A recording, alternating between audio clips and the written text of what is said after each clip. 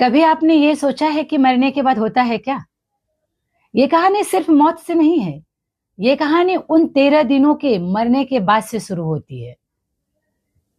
जब आपको पता चल जाए कि आपकी मौत निश्चित है या इसी दिन होगी, तो आप कुछ कर सकते हो। लेकिन दुनिया की कोई ताकत आपको नहीं रोक सकता। मरने से कोई नहीं बचा सकता। अगर धरती पे जन्म लिए हो, पैदा हुए हो, तो मरना निश्चिंत है। ये दुनिया की कोई ताकत नहीं रोक सकती।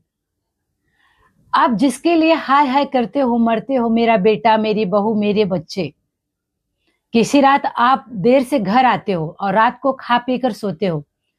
काफी समय बीत जाता है, सुबह आपकी आंख नहीं खुलती, बहुत लेट हो जाता है। जिसके लिए आप हाय हाय करते हो, क्या वो आपके साथ आता है? नहीं। आपने कभी मरते समय, आखिरी सांस जब ले रहे हो, उस समय क्या सोचते हो कि वो आपके साथ है, ये आपका सगा है, ये बेटा है, इसके लिए ये करना है? आपके साथ कोई नहीं जाता। खाली हाथ आए हो और खाली हाथ ही जाओगे। किसी ने सही कहा है, धरती पर अगर जन्म लिए हो तो पैदा हुए हो तो मरना निश्चिंत है।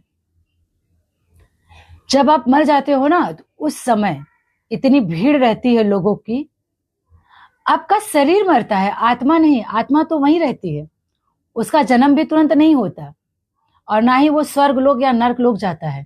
13 दिन तक पृथ्वी लोक में ही रहता है और देखता है, और वो जगह देखता है जहां पे उसने अपनी पूरी उम्र गुजार दी हो, पूरी उम्र निकल गई हो।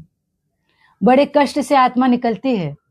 उस भीड़ में बहुत सब लोग रो रहे हैं, उनके चाहने वाले और न चाहने वाले। कुछ तो इतने भावुक, इतने दिल से रोते हैं, बोलते हैं कि कितना अच्छा इंसान था, चला गया। लेकिन उसी समाज में, उसी भीड़ में कुछ ऐसे लोग होते हैं ना, जो दिखावटी, जो समाज के लाज डर से रोते हैं। अगर हम रोएंगे नहीं तो लोग हमको ताना मारेंगे, अरे वाह, उनका चला गया फिर भी इसके आंख से एक आंसू तक नहीं। इतना पत्थर का कलेजा इसका है। उसमें कुछ मतलबी होते हैं, कुछ स्वार्थी और कुछ चाहने वाले। जब आप रहते हो, जिंदा रहते हो, तब आपने अपने लिए कुछ नहीं किया। सारी उम्र अपने परिवार के लिए ही निकाल दिए। 13 दिन तक आत्मा पृथ्वी पर ही भटकती रहती है, देखती है कौन कितना रो रहा है, कौन कैसा है। जब आप शमशान घाट में जाते हो लेकर दाह संस्कार के लिए ना, उस समय चिता पे वहां लेटाते हो और अग्नि दाह संस्कार करते हो। लेकिन कुछ ही टाइम में ना, धूप से बचने के लिए कोई पेड़ के नीचे आ जाता है, कोई थोड़ा साइड में होकर वहां मोबाइल चलाने लगता है। पीछे कोई मुड़ के नहीं देखता है कि क्या हो रहा है। आत्मा ये सब देखती है। और कुछ समय बाद जब वहां से वो बोलते हैं कि हाँ, अग्नि समाप्त हो गई है, अब आप अपनी अस्थियां विसर्जन करने के लिए ले जा सकते हो।